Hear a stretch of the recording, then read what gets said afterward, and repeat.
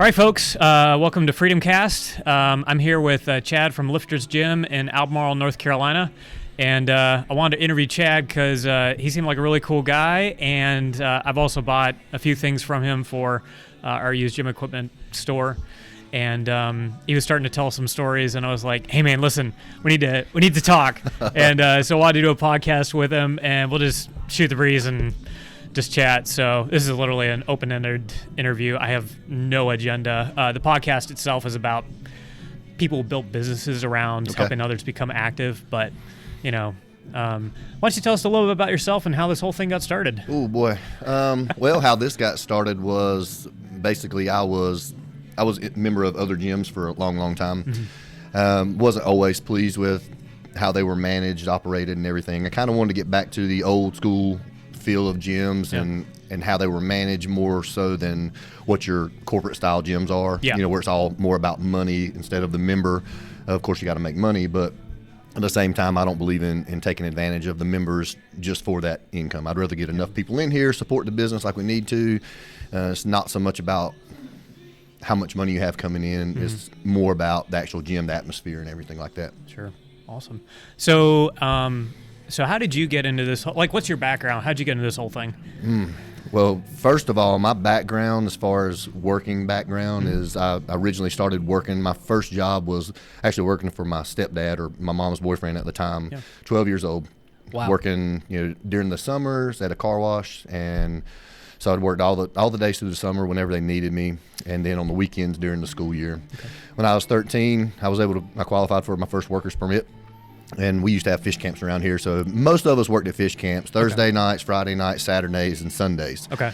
So most of those days I would work during the school year, after school and on the weekends, of course. So basically I started working at a very early age. I learned working and saving, very important. What is a fish camp for those of you who don't know? Fish camp, fish camps are also known as, a lot of times, as steakhouses and everything. So they sell seafood, steaks. So you got your shrimp, flounder, and those types of things. Awesome.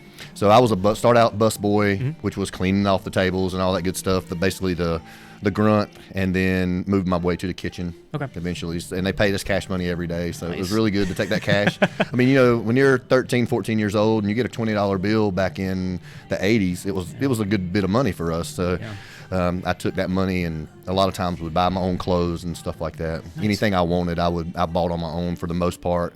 That's just how our family operated. Awesome. So where'd you go from? So what happened from there? From there, golly, I can't even. I'll be honest with you. I've had so many jobs. Yeah. If I sit here and tried to recall every one of those, there's no way I'd be able to do it. I had the same deal when I was growing up. I was always in 3 or 4 part-time positions before I went full-time. With my job at graduating college. Was there any particular reason you got into the gym business, or just kind of always enjoyed that? I want to say, I can't actually, I know a lot of people can remember when they started working out and their first time at everything. Mm-hmm. I'm not that guy. Okay. I believe I started actually seriously training around age of 22. Okay. And as soon as I got into it, I knew that I enjoyed the vibe, the atmosphere, and the business side of it that I didn't really know, which is a whole different animal than just coming to the gym and working out. Yeah. So I just kind of started thinking about it then, originally, probably around 24, 25. I thought, it'd be cool to have my own gym and everything, but never really acted on it until, well, first of all, we've been open here for about 10 years now. Okay. And there's probably about 3 years before that, I started thinking about it seriously and looking for buildings and, property to rent and everything. Tried to work out something 3 years prior to that. It didn't work out. Mm. And then I was actually encouraged or motivated more by a local gym here that started doing some things. We had a disagreement. Mm-hmm. I was no longer welcome at that gym, and less than a year later, this place was open. Wow! So that kind of pushed me into doing something that I'd always wanted to do. And I'm not wanting to badmouth any other gyms or anything like that. It actually was a blessing in disguise that it happened, because it encouraged me to do something and take the gumption to actually follow through with something I'd wanted to do for many, many years. Mm-hmm. And it just happened. I got off my butt and I said, you know what? Fine. I'm gonna show you that I can do what I want to. Mm-hmm. And that's what happened. It was more for me than it was to say, hey, look at me. Yeah. But it was very risky. Yeah. I did it at a very good time, because you had it was back when the housing market and all that stuff, all the Fannie Mae stuff had really just started to kind of come back. So I was able to get a really good deal on this property. Nice. And I still feel like I could get a pretty good deal on it. You know, it's not the best where I would like it to be, of course, because you always want to keep your expenses low. But the timing of it couldn't have been any better for me, and the way it worked, I come in, I had very low expectations. I said, you know, if I can just hit this number of members, I can break even, and if I hit this number of members, I can pay the bills as far as the, you know, equipment and the loans and all that stuff back. Yeah. And it really went from my 6-month goal happened in about 3 months. Wow. My year goal happened in about 6 months. Oh my goodness. And within 18 months, all the debt was paid and everything. So it just it was a big snowball. You know, I was actually really amazed at the support that I got from the community here. And, you know, you're always going to have people that like name brand over off brand. Yeah. And that's what I am. I'm an off brand. Yeah. And so I'm the Voigt compared to Nike tennis shoes. Yeah, you know, I don't even know if they make Voigts anymore, but they were a Kmart brand shoe. Okay. And that's the way I look at this gym. Yeah. And not that it's bad, it's the unknown. People if you don't walk in the door, then you don't really understand what it's about. Yeah. So you can watch all the videos you want to until you get in here, see the atmosphere, see the members and the type of people that we have and the way the place is operated. You don't know. Yeah. You know, it's that little hidden treasure is what I like to call it. Yeah, I was looking around the facility, like, so it sounds like looks like the gym is built more for the bodybuilder powerlifter types. Did you have like an impetus for that, or? Honestly, I wanted a place that anyone would feel comfortable going to. Yeah. Women, men, even youth. You know, because we've had people that started out in this gym when they were 10 and they're still here. Oh wow. So that's always been a big thing of mine, is encourage people at an early age to start getting into fitness. We don't target a certain group. We have everything here for bodybuilders, power lifters. We also have got everything here for your little old lady that just wants the machines. And I'll guarantee you, this gym probably has a better selection of machines than any other gym here. Yeah. And I'll go against the big boys down the road. I'll put it up against the YMCA. I'll even go up against the Planet Fitness that has about 10 of everything. Oh my gosh. Sorry, I was exaggerating a little bit there, but you're not. So yeah, maybe not. So if you compare the equipment, the different types of equipment and everything, you would somebody could come in here and get a full body workout off of just our machines. And I've told people, I said, just go and look, you know, come in and let me show you around. Let me show you some of the things that we have that you're not going to find anywhere else, especially in this area. Yeah. And that was partly the way I built the gym. And the way the gym is set up is much different than everywhere else too. So it's not set up all your machines in one place. As you can tell, we've got dumbbells over there and then machines right behind it. But a part of that is the way I train and the way I know a lot of people do train, doing supersets. Yep. So you can superset here. You can go to a dumbbell to a machine and then right back there to free weights and everything else. And then all of our leg equipment is actually together for the most part. So all our leg machines are in another area all together by themselves, to where somebody's doing legs, they superset in all those leg machines if that's what they want to do. Okay. And then it's really close to the squat rack, it's really close to the leg press and hack squat and all that too. Nice. So it's just a different setup, and that's what I wanted. Yeah, absolutely. So when you bought this place, did you buy this place? Are you leasing it, or? No, the building's leased. Okay. And when you were getting into this from the other gym, did you ever go to college? Did you? Okay. Oh, no, wow. I barely finished high school. Oh, nice. Surprisingly, I'm not going to go into details, but when I was 16, you know, so when I started working early, I was also one of those kids that I was loudmouth, I was smart ass, I got in trouble a lot in school, and I was getting in so much trouble at my original high school. I switched to another high school where a lot of my friends went. Okay. I did great for about 6 months, and then I got kicked out of school.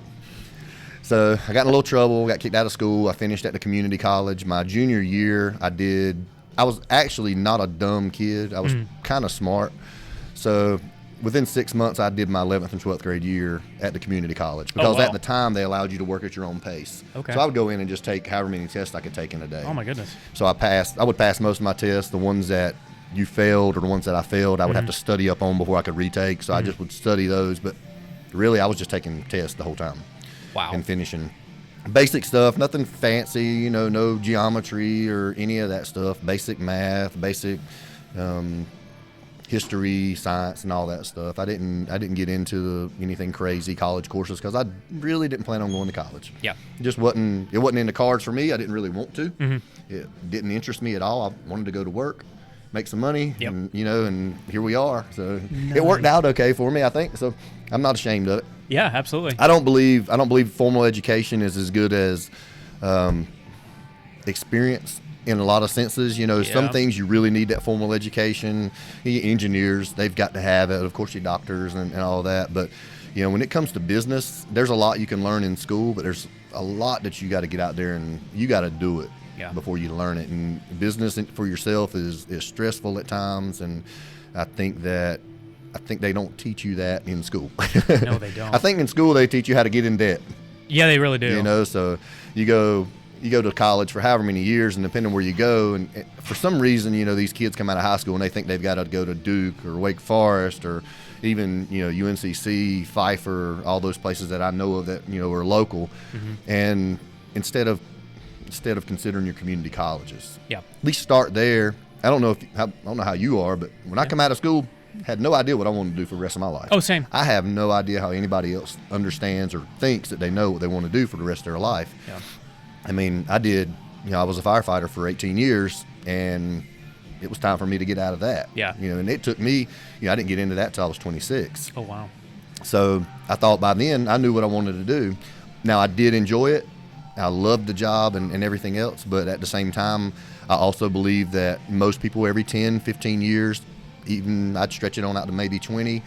After that, doing something for so long, probably looking for something different to get into and a different experience, not because you hate it, so to speak, but just because you've done it. You need something else. And is there a higher limit that you can reach? Is there anything? Have you accomplished everything that you really wanted to accomplish in that career or that job? Yeah. And if the answer is yes, and you're still content, keep doing it. Right. But if you're not, don't let that money hold you there. Yeah. And that's what people get trapped by. They get sucked into a job and they start making really good money, or sometimes, in my case at the fire department, not making enough money for what I was doing, and not for the experience and the time I had in.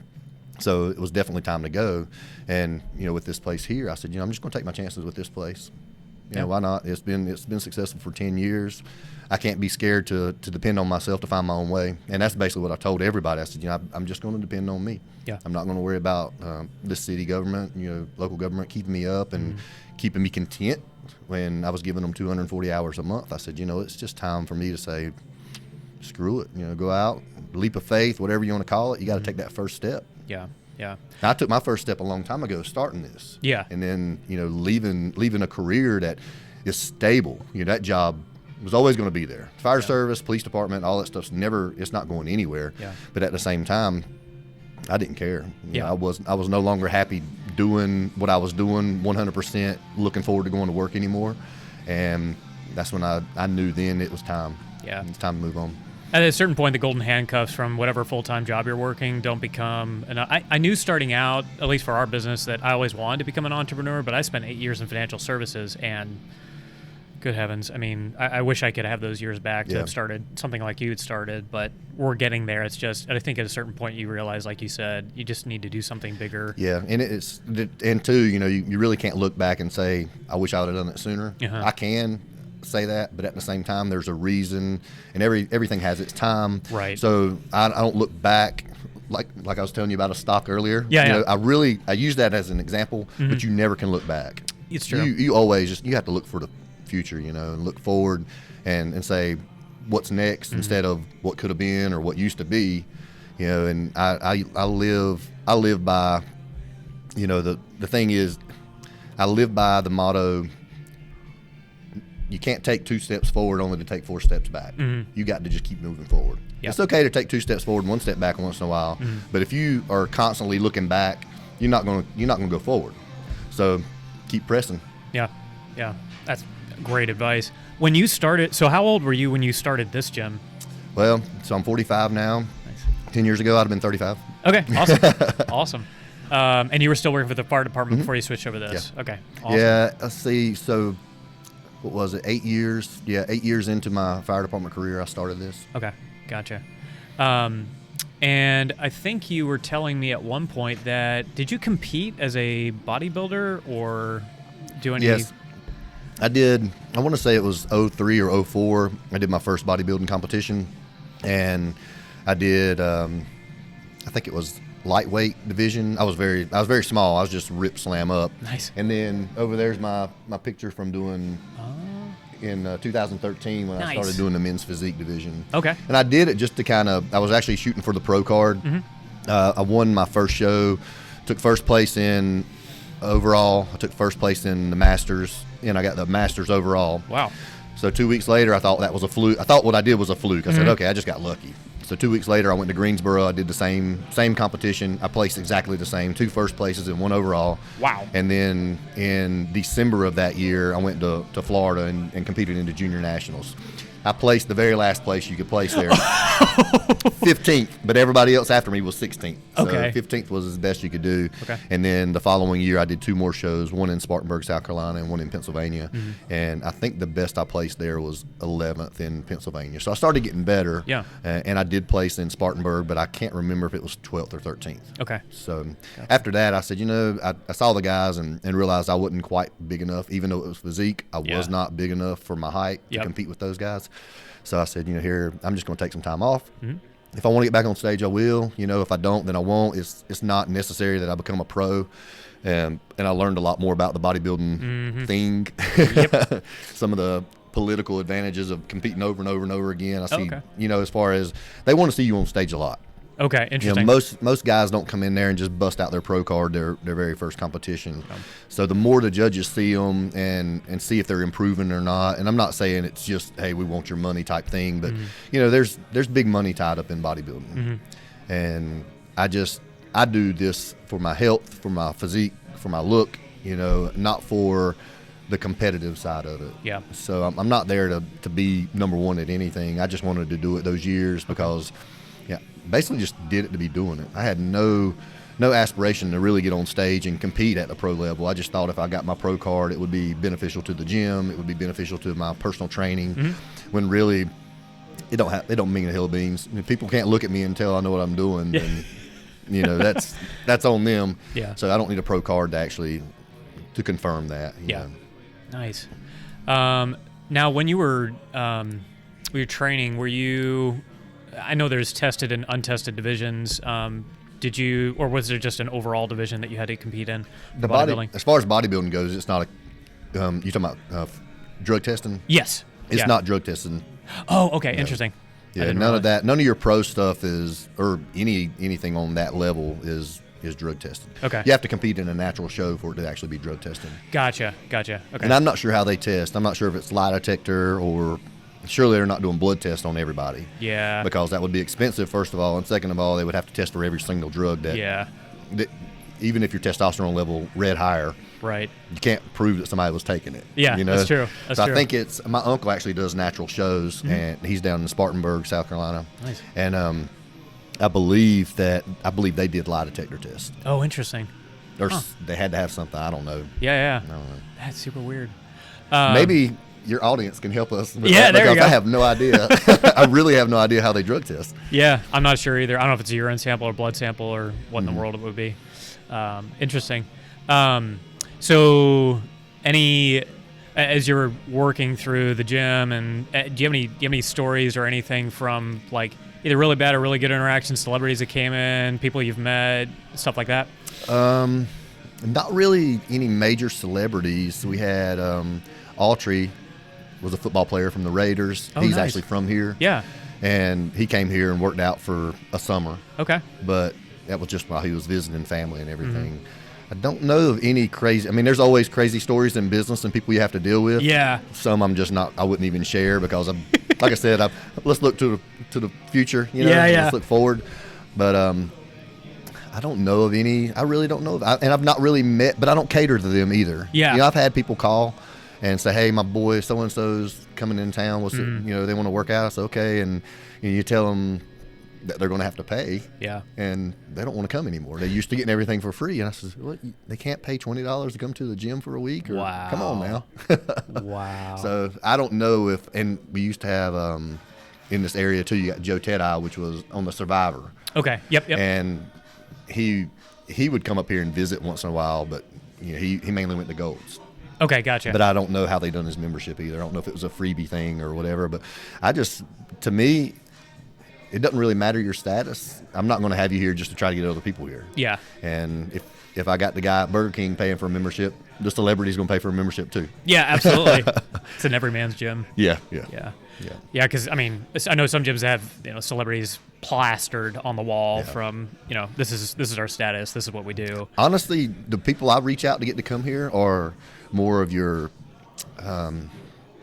Insta famous and Facebook famous people that have their, the younger generation that's coming up and they've got this big following. That's great. Hey, hey man, if you're ever in the area, come grab a workout on us. Nice. Something like that.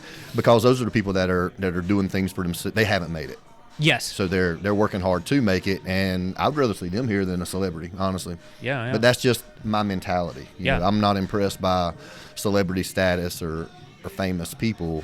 I couldn't tell you many famous people's names. I really can't. Somebody's, they'll ask who this song is, who the song's sung by, like an artist, or whatever, going down the road. And I'm like, I have no idea. Yeah. Well, you know the song. I have no idea who it is. I just don't. I don't keep up with names and stuff like that because I don't know them people genuinely. Yeah. And there's a lot of people that I do know, and those are the people that I surround myself with. Yeah. So I don't look for shooting for the stars, so to speak, and targeting people I have no clue of what their morals or ethical standards are, or the type of people they are. We see movie stars and we see musicians just when they're performing. Yes. I don't see, or when the paparazzi catches them on a bad day, like they did Britney Spears over and over again. But I know her because I remember all that stuff. Nice. But I don't keep up with them. I mean, I've got my favorite actors and I guess favorite bands and stuff like that. But would I turn down meeting them? Probably not. But would I be impressed after I met them? Probably not. Yeah. Honestly, it's just I've been let down by a lot of people in life and how they act outside of what you think they're going to be. But their persona. But they project a lot of things that you don't really doesn't really show up in real life. Yeah, exactly. Really, and a lot of people take an actor and they think, gosh, that's who they are because they have the same role in all the movies. Yeah. And then you finally catch one actor that's no longer a comedian and is in there, and he's being a serious person. Like, whoa, I didn't know that person existed. Yeah. So it's all an act. And that's what people need to realize. Even musicians, some of the things these people post on social media and all is politically correct. And if they do ever slip up and say what they feel, they come back in the day and they apologize for something they really meant, but they don't want people to think they meant it because they don't really have the balls to let people know how they feel. Yeah. So I got a big mouth, and a lot of times I say stuff on the gym's page that people say I shouldn't, but on a business page. But I say, I want people to know how I feel. Yeah. And if you don't want to support me because of how I feel, then that's fine. I said, don't go to Walmart.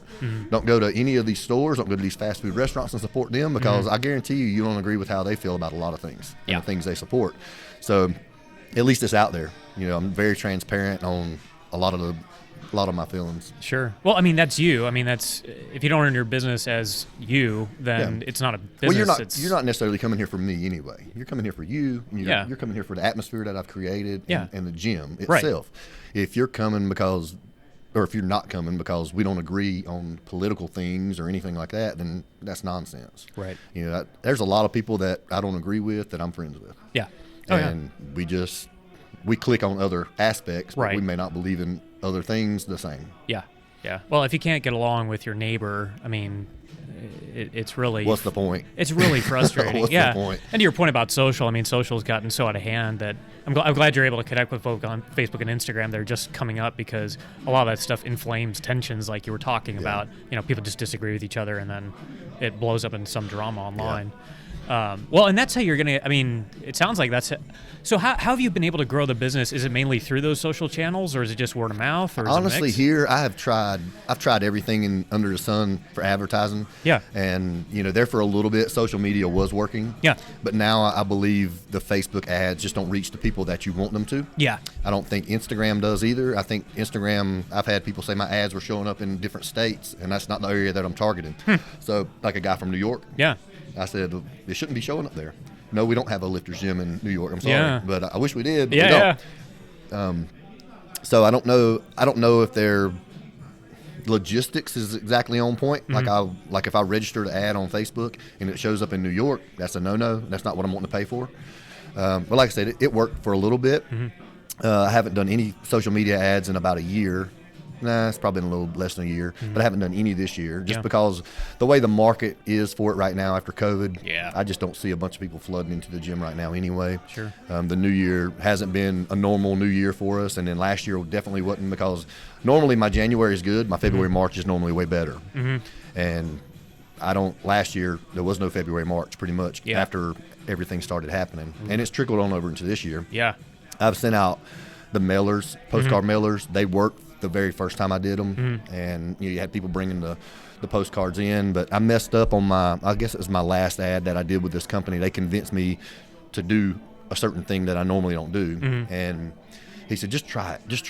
I said, that's not what I want. That's not what it, and I'll tell you what it was the whole zero, and it's got a little bit tiny or $21 a month. And people come up and they say, I want that zero enrollment and $21 a month. I said, well, that's not what it says. And then you go into explaining it, and you get the phone calls, and people here in this area, they know better. Most of them, they catch it. And I said, well, that's not what it says. I said, well, it is. I said, and I'll tell them. I said, I apologize. I let the advertisement company talk me into doing that. I'm never doing it again. And because I always told them, I said, I want to be upfront. I want pictures of my gym in the ads, not pictures of stock photos in there, because I don't want them coming in here and saying, this doesn't look anything like the pictures. And I don't want the phone calls, fussing at me for basically false advertisement. If you want to look at it, it's really not false advertisement, it's sneaky advertisement. And they said, well, you just need to get them in the door. I said, yeah, but that's not how I operate. Is you get them in the door, then you make the sale. And I said, I'm not a high-pressure salesman. No.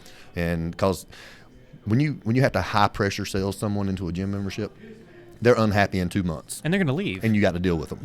I don't want to deal with it. I don't look at it as, oh, okay, I got 2 months of memberships out of them at least. That's not the way I would look at it. I look for members that are coming and planning on staying, that know what they want, or members that have prepaid for a membership that's a month or 3 months or 6 month and 12-month packages. And a lot of people do that now because they don't like the bank drafts.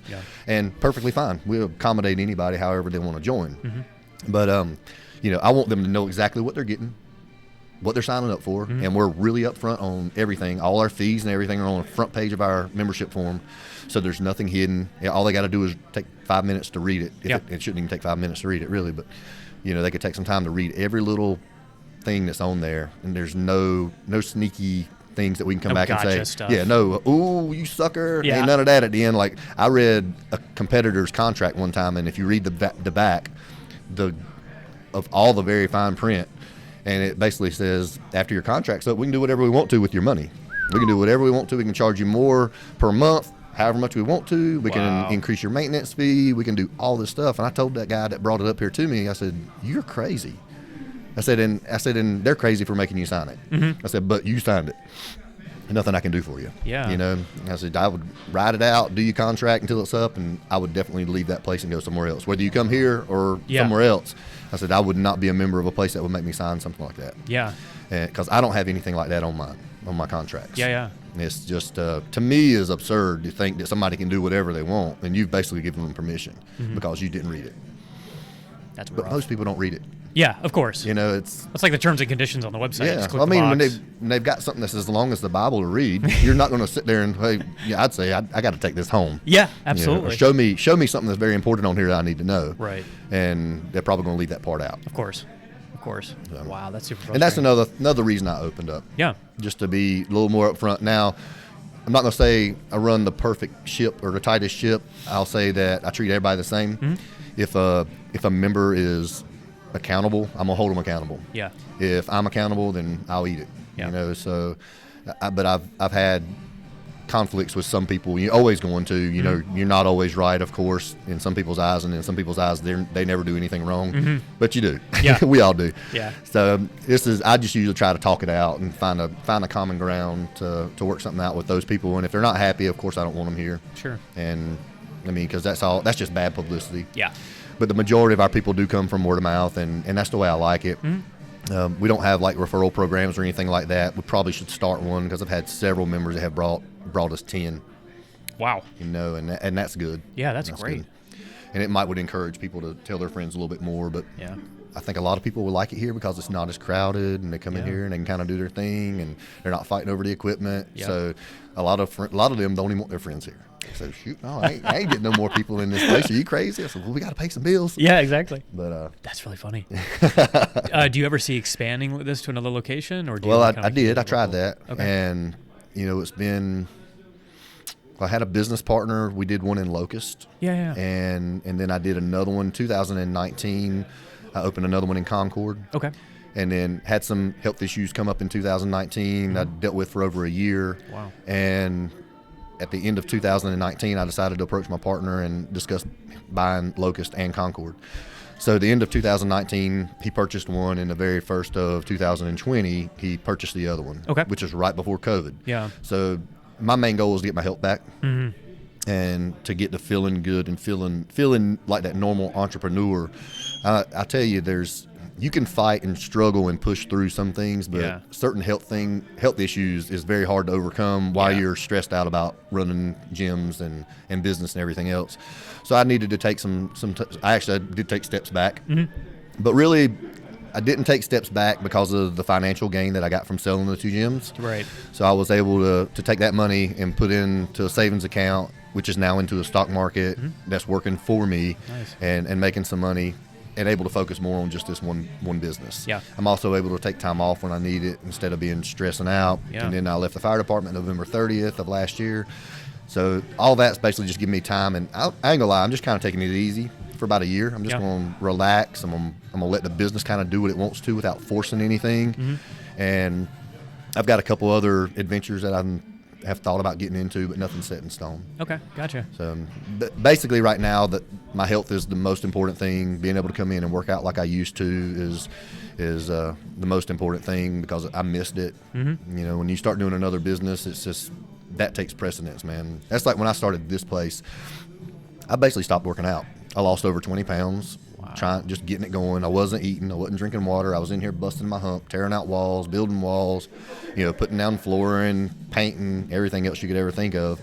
And because this gym here was actually 100% built by me. I mean, all the labor that was done to it, minus a few things that the building owner did, that was his responsibility. Everything else was done by me and a friend, family, something like that. Wow, that's incredible. How do you balance, especially just having the gym for that long, the work aspect, the fact that you love it, obviously, but also the health and stress and all that? Because, I mean, I run into the same thing I know other people have, whether it's their 9 to 5 or whether they're running their own business. I mean, you have any advice for either fellow business owners or folks that are just in a similar situation where there's like that incredible stress in the back of your head? I know health is always a priority, but... Well, when I say health, I have a condition. It's ulcerative colitis that I was hit with when I was 24. Oh, goodness. Stress will actually induce it to act up and flare up. Okay. So I feel like the stress of the new gym is actually what caused it. Therefore, I said, let's take that off my plate. But otherwise, if it's just stress, mentally and physically exhausting, and especially if you're just starting out, basically I say get a straw and suck it up. You've got to push through it. If your heart's not in it, it's not going to happen. And I'm not going to lie. There was times halfway through this gym that I said, what am I doing? What am I thinking? This is too much, and it's so overbearing. I'm going to go broke or whatever. And it turns out to be one of the very best things I did. I second-guess myself a lot. Yeah. A lot of people see me as being very confident, and I think I am for the most part, but everybody has that tendency to doubt themselves. I'm glad I'm not the only one. And I'm just going to tell you this story of my very first house I ever bought. Yeah. Here's the thing I can tell you. Don't ask for advice like you just asked for as far as how do you handle and manage stress or whatever, but don't ever ask anybody if you should do it. That is the worst thing you can ever ask somebody. Number one, the people that aren't doing it already, or ask somebody that is doing something. Right. But the people that are working that job with you 9 to 5, and you say, hey, man, I'm thinking about doing this, do not ask them, because they're going to say no. Of course. Because they don't have the testicular fortitude to try it, honestly. Yeah. The very first house I bought, I started talking to friends, a little bit older guys and stuff like that I thought would maybe have more experience or knowledge on stuff like that. I wasn't talking to homeowners, though. I said, would you buy this house? Oh, is this something that you would do? Yeah. Oh, man, you're crazy. You're going to get in over your head. You're not going to be able to afford it. You're not going to be able to do it. Wow. Well, dumb old Chad didn't listen to nobody, because that's what Chad does. He does the opposite. And I bought this house, and same thing, halfway through it. Here I was, in my early 20s, purchasing my first house and working on it day in, day out. Same thing too. Whenever I get something like that takes my labor and takes all of my time working out, I put it on the back burner. I've always done that. And my health don't take a back seat. I still eat and still do everything like that, but I'm not in the gym anymore because I've got a goal. Yeah. And there's some things you just have to cut out. I'm not saying you have to cut out the gym. I did. That was my choice to not go to the gym and spend 2 hours like I was. Yeah. And eat before. And, my workouts usually consisted of, on average, by the time I was eating, recovering, and all that good stuff, probably 4 hours of my day. Wow. So 2 hours in the gym, eating before, eating immediately after, resting a little bit. You got 4 hours tied up in if you do it like I was doing it. Right. But that was how I lived. So after work every day, home, eat, to the gym, 2 hours, whatever, home, eat, relax. But now it wasn't that. It was off work, straight to the house to work on it. Yep. And that's just how but that was what I wanted to accomplish. That was the main thing. Same thing with it, same thing with this, same thing with anything I've ever done. Once the tough got going, I said, oh my God, I'm over my head. This is too much. I can't take it. And you start getting that doubt. And I don't know if it's the stress or the fact that your heart's trying to get out of it. I really don't know why it happens, but it happens to me about every single time. Yeah. And it's just that little bit of doubt that gives you that inspiration to continue. And so I'm thankful for the doubt because I've always been right to keep on going. Yep. And the house was the same way. Turned out to be one of the best investments I could have ever made. Oh, yeah. So I bought that house. I had it paid for in 3 years. Wow. I did all the work to it myself for the most part, minus a few things that would have taken me months and months to do by myself. I would hire out, like the porch. I had somebody build it in a couple weeks. Right. Little stuff like that I knew was just going to take so much time. And I lived there for 10 years. I was able to save up. How much did I have saved up? $60-something thousand in the bank after living there for 10 years. And it enabled me to live where I live now. Yeah. So I took that money and I put as a down payment on a foreclosure that I bought for, probably $50,000 under tax value. Wow. And the house really didn't need a lot of work. It needed a little bit, plumbing issues and stuff like that. So I was able to put enough down payment on it to where my house payment was very low. Yeah. I kept the other house for about a year and realized real quick I didn't want to be a landlord. Yeah. Sold that house pretty quick for a lot more than what I had in it, and I took all of it but $10,000 put down to the principal of my new house. Nice. Man, it saved, in the way I looked at it, it saved so much money in interest. Oh, yeah. It saved over $60,000 in interest when I did that over a 30-year period. Right. So again, another good decision for me. Other people may not look at it the same way, but I'm a numbers guy, and when I look at money saved, that's money earned to me. And if I can save $60,000 in interest and not give it to the bank, then I'm a whole lot better off than dragging that loan out for 30 years. No kidding. And, just giving them my money for giving me money. Yeah. So I've lived, I went back to living that paycheck to paycheck life on purpose many times. So if I had money in savings and I could save, and this is before I learned investing, and I'm not perfect at investing by no means, but back then it was all about not living in debt. So get out of debt as quick as you can, and then that money that you would be making payments, don't blow every bit of it. Yeah. Save it, and spend some of it, go out and have a good time.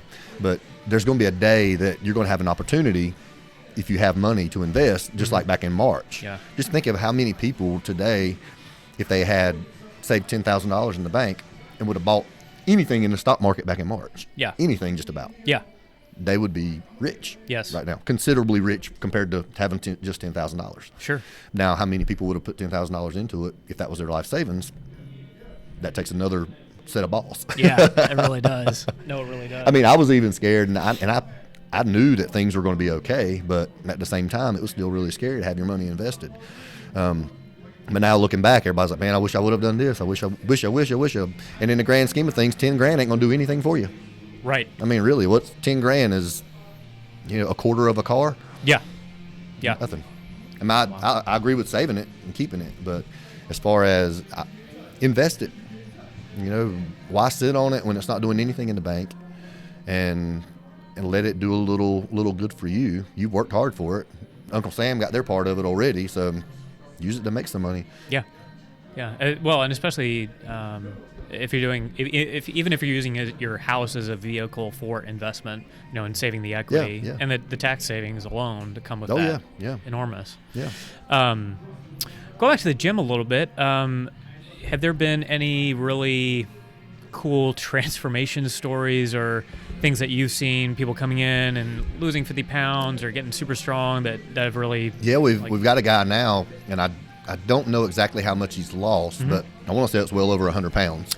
Wow. And he started out, he's a heavier guy, and he got into powerlifting and all that, and he still does a little bit of the powerlifting, heavy lifting and everything. But he also is more focused now on losing weight. I wish he was here, but he'll be here tonight. I guarantee he'll be here around 5 or so. Wow. But he's done outstanding.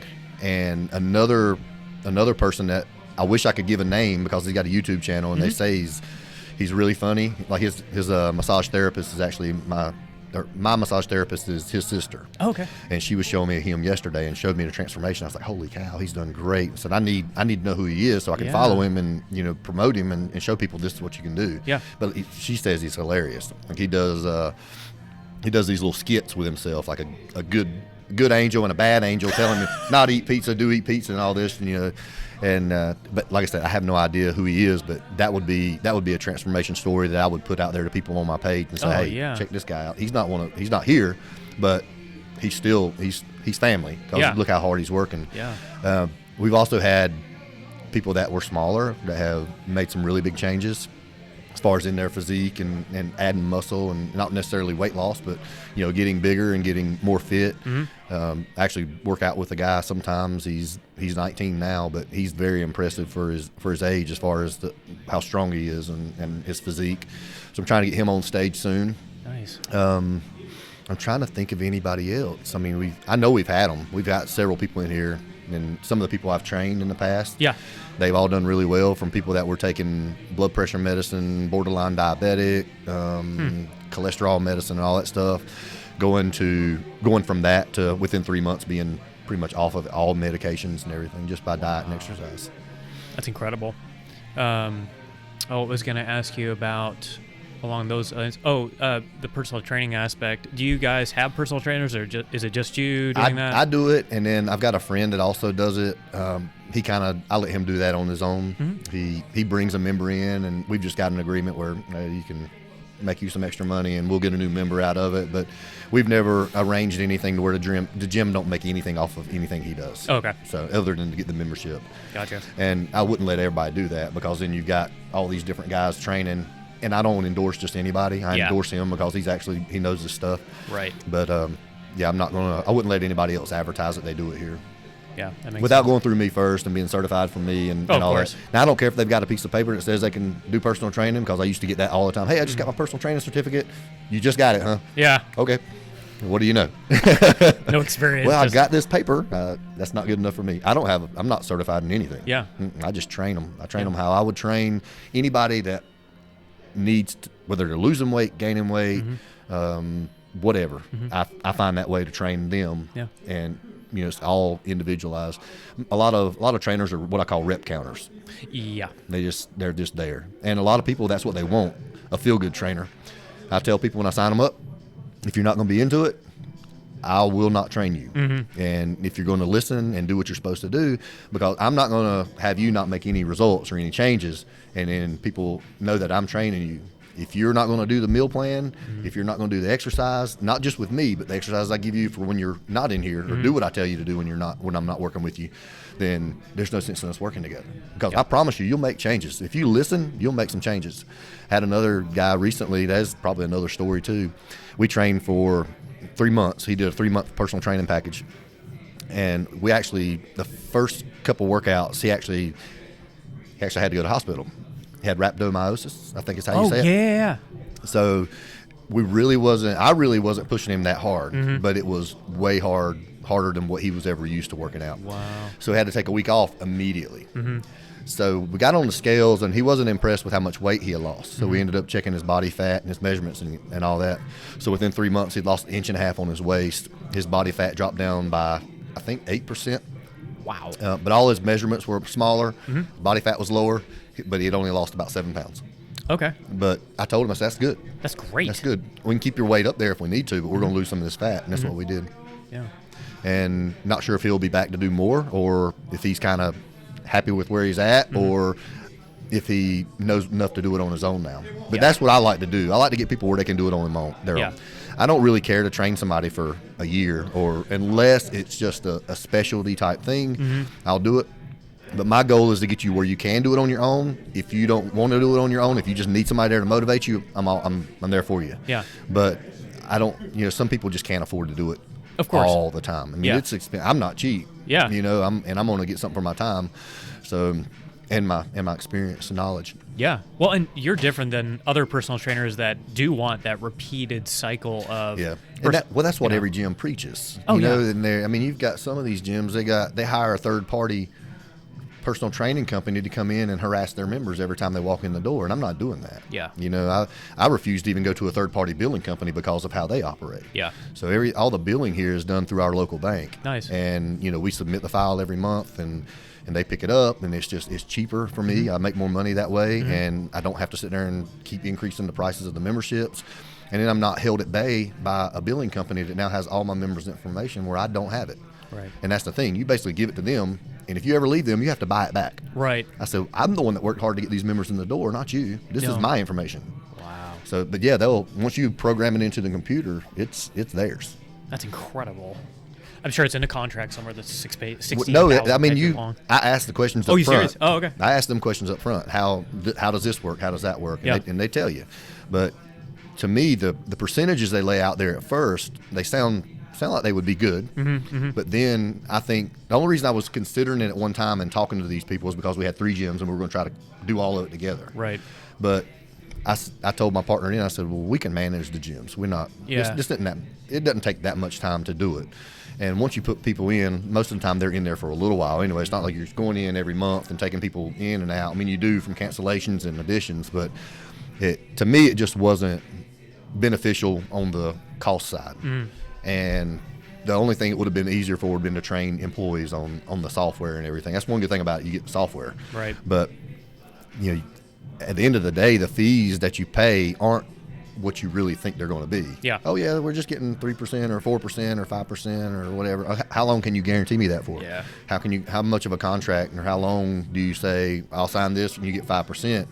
And then late fees and all these things that they charge your members that you may not even know about that I wasn't going to agree with. Wow. On the personal training end, do you take your cues from any particular guys in that space, like who are other bodybuilders, powerlifters, or do you just kind of? No, I don't. I try not to let people influence me on that side of the aspect or that aspect of it because I find you get away from you and start trying to be something that you're not. And there's a lot of people out there, I guess, that I would agree with on things, but I don't know many YouTube sensations as far as I know. Of course, I think everybody knows Bradley Martin and how he got his start, but even I don't agree with the things that Bradley Martin does. And I just everybody's got their own method and their own style that works for them. Yeah. And and part of being a personal trainer is connecting with the person that you're training. Yeah. And sometimes personalities just don't line up. And I've told people that too, whenever they talk about, hey, personal training, this, that, and then they always go into wanting to talk to you for about an hour about what they want. Yeah. And I said, well, let's meet and let's see if we even think that we would mesh, that we would work good together before I take any kind of money or do any kind of training with you. Because I'll be honest with you, if we don't have like personalities, and it sounds odd, it really sounds kind of, to most people say, why can't you just train anybody? Well, if we can't sit there and have a good time while we're training, and you just think I'm the evil stepdad, it's not going to be a good time for you, and it's not going to be a good time for me. Nobody's going to enjoy that. And if you're not going to be the type that is motivated and into it, like I want to see you into it, I'm not going to be motivated to work as hard as I can, and that's just how it is. So I won't, like I said, I'm not a rep counter. I'm not just there to go 1, 2, 3, 4, 5. If that's the person you want, if you want the feel-good workout, we're going to come in here, we're going to do 2 exercises, and you're going to go home. Yeah. We're not going to do the 6 or 7 exercises. It's just going to be, I can take your money and tell you you're doing good over the phone. Same thing you do if you come in here and half-ass it. Right. But no inspirations on that side of it. I've got some bodybuilders that there's so many people out there that could be inspirations. If you look at it, all the bodybuilders that are out there, the popular ones, but there's so many people that aren't even famous that just have incredible physiques that know so much. And I mean, it's unbelievable how the fitness industry and how many people out there look amazing. I sit there and you can scroll through Instagram on your search table or not the search tab, whatever it is, that search tab, and just look at and everybody that shows up on mine's always like bodybuilding. It's always fitness stuff because that's what I comment on most. That's what I like most and all that. And I'm just thinking, how in the world? Because no way, I'd have never looked like that at 18, 19 years old. I was skinny as a rail, when I started working out. But there's definitely a lot of inspiration. Anybody, and I'm not discouraging anybody from having those inspirations. You look up to whoever you want to. Yeah. And some people follow just a few people, and that's where they get all their information from. I just encourage people to kind of find their own thing, their own little niche, because I don't get into doing all these crazy exercises. And some of these people that are on Instagram, they're giving all this. If they're not making up content, they're going to run out of content. Yes. So there's only so many exercises you can do. Of course. And when it gets to the point where it just gets crazy, especially for new people to start doing all these crazy exercises and, stand on one foot and wiggle your toe and curl a dumb, you know what I mean? Oh, and exactly I'm seeing some what you stuff, I'm thinking, holy crap, why are y'all doing that? It's dangerous. I can just do this, and it's the same thing. Yeah. But that's one reason I try not to get into that. I try not to get into fad training. And usually when you're starting to train somebody, basics. Just stick to the basics. Gotcha. When you're developing your program, I know it varies depending on the person, and that's custom. But so are you just taking the knowledge that you learned as you were training yourself and applying it to that individual who happens to come to you for training? Everything that I failed at doing and every mistake I ever made, I don't teach that to anybody. Okay, gotcha. So trial and error is by the way I've trained all my life. And that's like, I'll just give you this example. When I was competing, I never once went with that high rep, high set, high intensity interval training stuff that everybody goes through to cut weight. Okay. I trained just like a power lifter or a heavy lifter would do, somebody that's trying to gain size. I still did my rep range in between 5 to 8, all heavy weight. Wow. I changed how I ate. Okay. So that's all about diet. Yeah. I had the muscle there. Yeah. There was no need for me to go crazy and start doing, hundreds and hundreds of reps in the gym. What I did increase cardio, but I did that I would go jog because I would get bored on the treadmill, and then, I'd get on the stair climber, and that's one thing that, like, the stair mill there, I would use it a lot. But most of the time I would just go out and do sprints and jogs, but I didn't jog forever. Like I said, sprints, that's the way I'm built. I'm more of a sprinter than I am a long distance runner. Right. And same way with powerlifting. I just get bored with doing a ton of reps. Yeah. So usually now, the way I train is I go to failure on every set. So once I find my rep range of about 12, I don't count anymore. I just go until I can't do anymore. Okay. So if I'm doing 12 reps, I might add a little bit of weight, and I just push. I don't count. Gotcha. Do you do not overload sets, but essentially an assistance exercise? So once you're at failure, you're going beyond failure. I don't remember what that's called. Is it overloading? I'm not familiar with that term. I think you're thinking about negative reps, where someone else would actually pick up the weight for you and you control it going down. Yep. Yeah, so I think that's the eccentric movement. Okay. Y'all don't hold me to that. I'm not sure, but I think it's called eccentric. Yeah. I generally help someone with negatives if they're trying to get stronger. Okay. I don't do many of them. One reason I don't have anybody that I train with that can pick up, 375 pounds or 400 pounds off my chest. Yeah. So when I give negatives, like the guy I've been helping here lately, and we work out together some, the 19-year-old, I'll do negatives for him with 315 pounds. Okay. Trying to get him a little bit stronger, because he wants to get stronger on that bench. Yeah. And that's one of his weaker areas. He can deadlift like crazy, but his weaker area is squats and bench press. But it did actually work. I think we did it for 2 weeks, and then I think his max went up about 10 pounds. Wow. So it worked, and I learned that from my cousin, that whenever I first started working out, I want to get up to 225 pounds. I could use it for workout weight, and I couldn't even get it off my chest. So he gave me negatives for a few weeks, and then the next time I tried it, I got it almost 2 times. Nice. So now, 225 is nothing for me really, but it's that's been years and years ago. But that's the way I was able to first really get it, and it's just and there's other things you can do too, as far as getting your body used to that weight. But negative reps are probably one of the better things. You can do it on anything. You can do it with anything. Yeah. You can do it with, you bench press. You can actually do it with squats. It's just really, really hard to have somebody pick you up. But you can do it. You can do it on a Smith machine and just go slow all the way down. And you can have two people help you slide it up. Right. And do it again. Nice. Let's see. You jostled my mind about something, and I don't remember what it was now. I'm going to remember it here in a second. I wanted to ask you, you don't have to talk about this, we could just move on, but do you have a philosophy about, just going back to the question I had about testing in those divisions, steroids, the stuff that actually, gets you huge within a week? I mean... Well, nothing does that. Well, of course, yeah, you'd have to work at it. I totally understand, and I don't really care either way. I wish it was legal, but I mean, do you have a philosophy or a stance on those kind of things? I'm not used to. Whenever I first started working out, I was totally against anything like that. As I've grown into bodybuilding and the actual fitness side of things, some people need that little extra, whether it's like natural testosterone levels are low. Yeah. So when you look at TRT is, it's a steroid, they're giving you testosterone. Right. So from the medical side of it, I have no problem with it. From the bodybuilding side of it, I don't have any problem with it. Okay. I don't condone it, but I don't condemn it. Okay. What I do tell people, anybody to ask me for advice, because I do know a lot about it.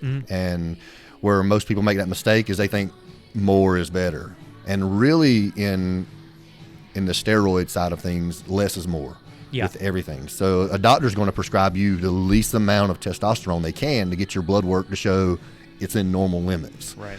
Now, a lot of the guys that are taking so many different types of steroids that they just, and really most of it comes from ignorance, and it comes from the steroid dealer that says, oh, you should try this, so-and-so got this, and and next thing you know, they're taking 5 different things. Yeah. And I'm thinking, why are you doing this? Or the newbie that comes up, or the 19-year-old that comes up and says, man, I want to take this. And I'm saying, why? Yeah. Well, I heard if I take testosterone, it does this. I said, if you don't have enough testosterone, then nobody ever will have enough testosterone. You're 19. You should be fine.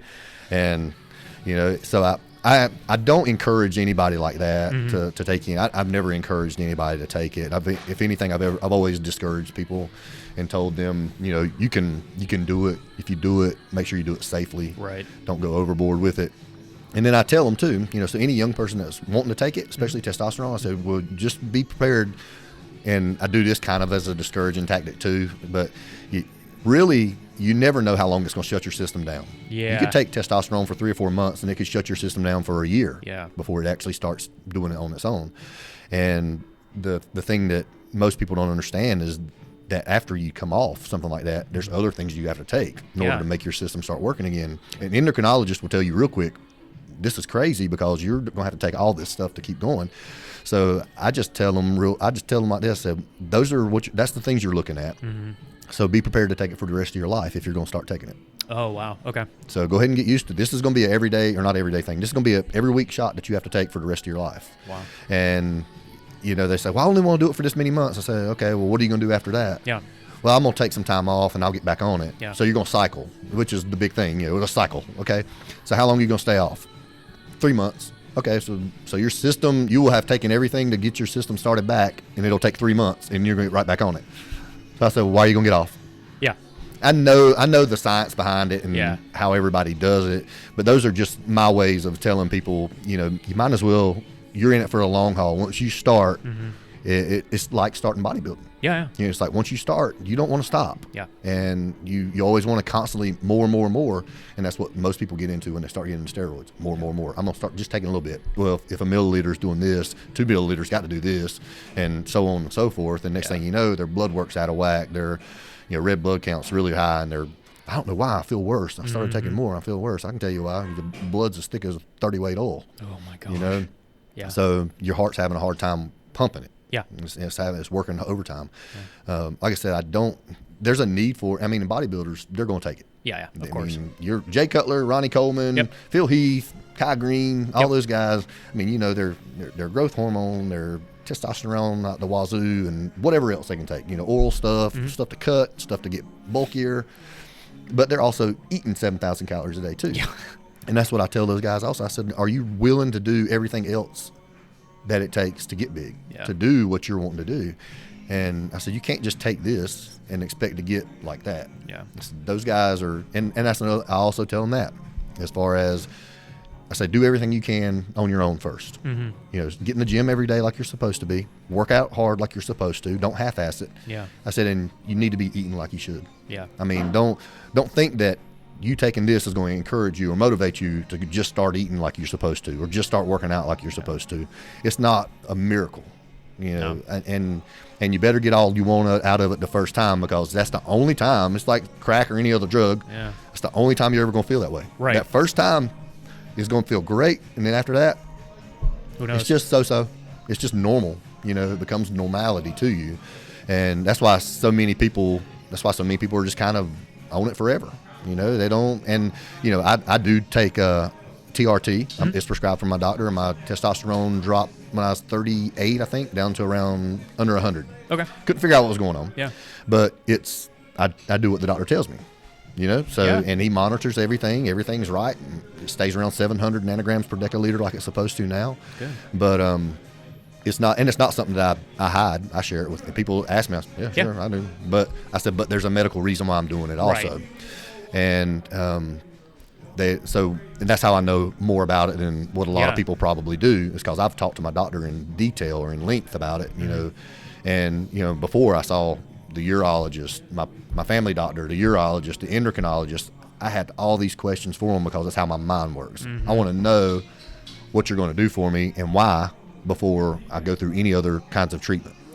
And originally I didn't even want to do the testosterone. There's that other drug, HCG, which is unit chronic gonadotropin. Oh, I never heard of it. It's the weight loss drug. Oh, gotcha. HCG, the miracle weight loss drug, which is not a miracle weight loss drug, by the way.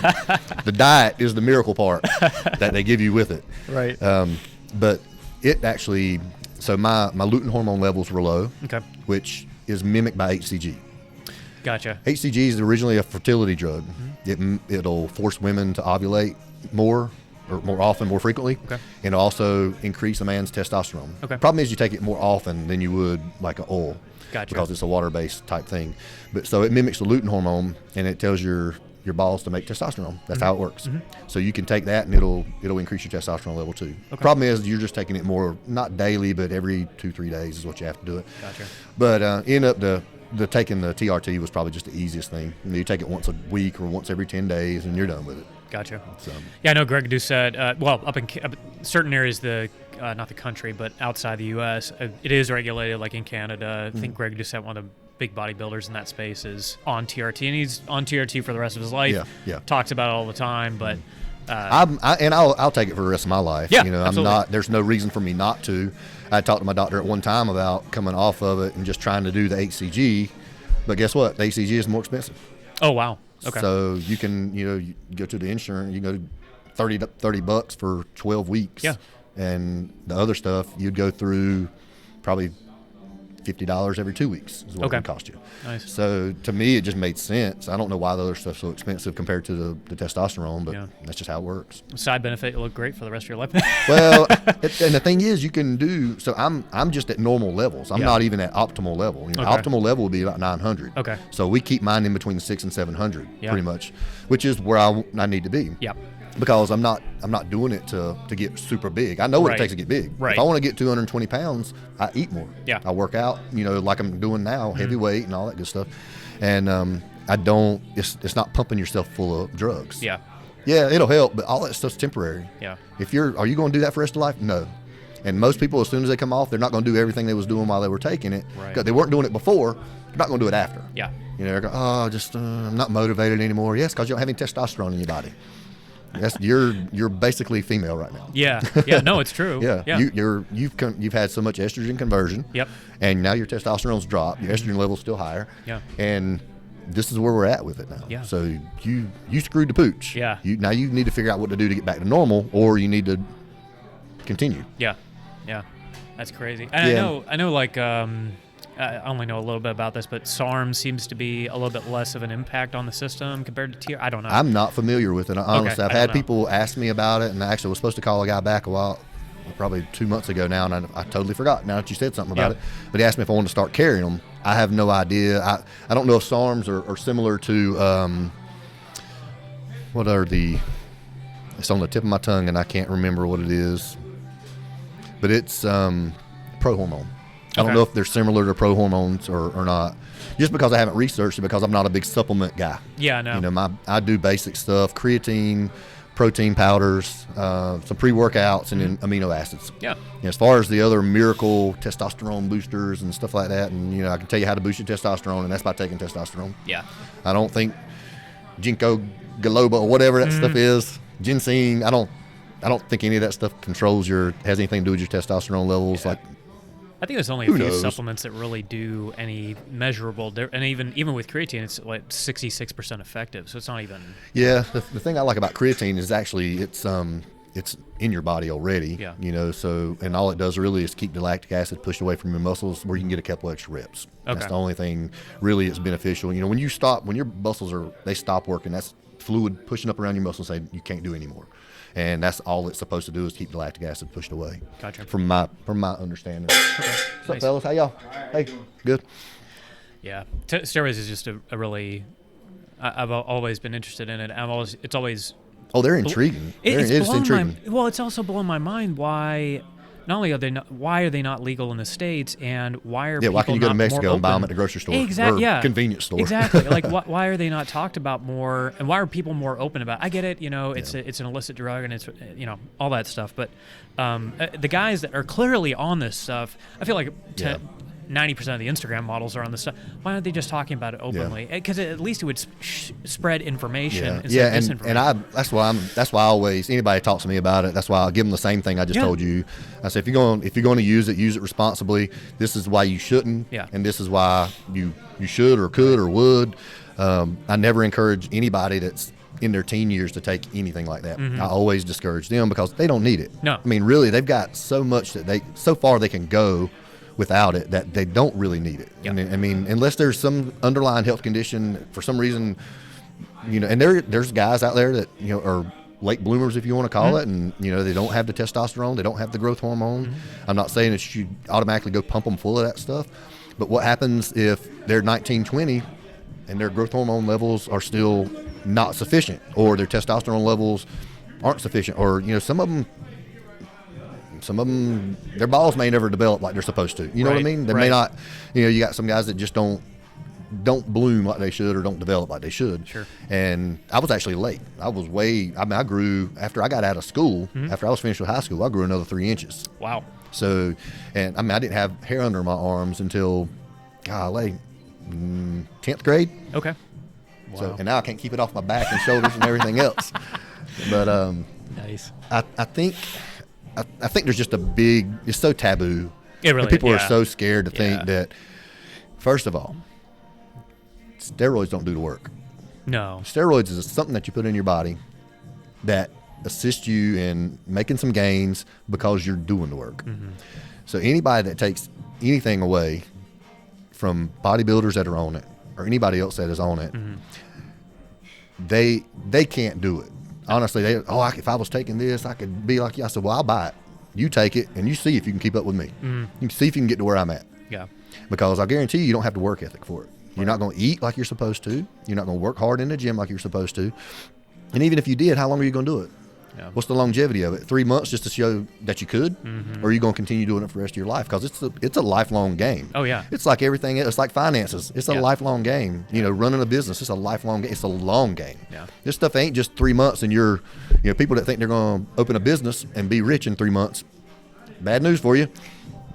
It's just like getting into the gym first 3 months. Yeah. You're going to see some quick gains. Yeah. But after that, it's going to be a struggle. It's going to take a long time. Yeah. The real results they take a while. Yeah. And that's whether you're taking something or not. It's really frustrating for anybody to come and, first of all, accuse people of doing it, and it really makes me mad. Not for me. You can accuse me of whatever. And I just flat out tell you, I take testosterone, so what? My doctor gives it to me. It's okay. I'm under doctor's care for it. But to accuse like a younger guy, these guys that I know for sure aren't, that are working their butt off in the gym, and I just, it gets under my skin to think that they're trying to take something away from these people that are killing themselves in the gym and doing everything they can, and they're young. They shouldn't even know half the stuff they know. Right. And shouldn't be. You just don't see it from many of the younger guys, because most people don't care. They're partying, they're doing this, they're doing that. They're putting on that college 50 instead of 30.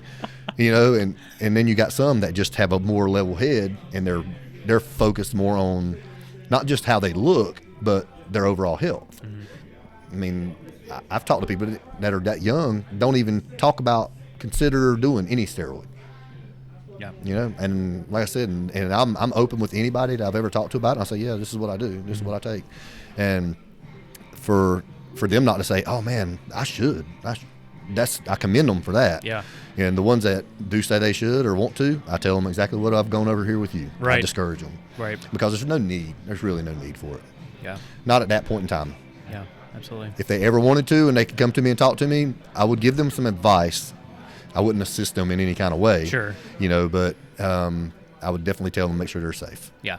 Yeah. No, that makes total sense. Yeah. Well, Chad, it's been a pleasure talking to you. I Awesome. love your philosophy, from personal training to, just the way you built this gym. And I hope a lot of guys and gals can check this guy out. Again, it's Lifters Gym in Albemarle, North Carolina. Right off of Highway. We're on Highway 52. There's a website. It's liftersgym.com. Okay. It has all 3 locations on it that if you want to check any of them out, or just give me a shout and say hey or whatever. Awesome. I'm not doing this to get business, by the way. I'm just doing this because he asked me, and I thought it was cool. No, I appreciate it. And I'm also interested in starting my own podcast. You could probably help me. Yeah, absolutely. I'd love to. And where can they find you on social? Social media is Lifters Gym. Also, just plain Lifters Gym on Instagram. Lifters Gym. I think it's on Facebook. Lifters Gym /24/7. Okay. I think is the direct link. But if you just search Lifters Gym on Facebook, it should pop us up. Okay. There's a Lifters Gym standard profile page like a regular person would have, and then there's a Lifters Gym Albemarle, Lifters Gym Locust, and Lifters Gym Concord. Perfect. And all those should be linked on the website as well. Fantastic. But that's it. No Twitter anymore. Yeah. No. Probably for the better. Well, honestly, I couldn't get my password on Twitter. Oh wow. And since then, I had terminated my email addresses that I was using for it, so I can't even get the recovery link for it. I was going to get back into it back last year when everything was going on, political wise, but probably best I didn't. Well, thank you so much. Yeah, I man, really appreciate your time. Yep. Thank you very much. It's been nice meeting you and selling you the equipment and all that good stuff. So, and I hope your business does good. If you ever need any advice as far as when you get into slumps or whatever, because it's going to happen. Yeah. If you ever need any help, just holler. I really appreciate it, Chad. Yes, sir, man. Thank you, Thank you, bud.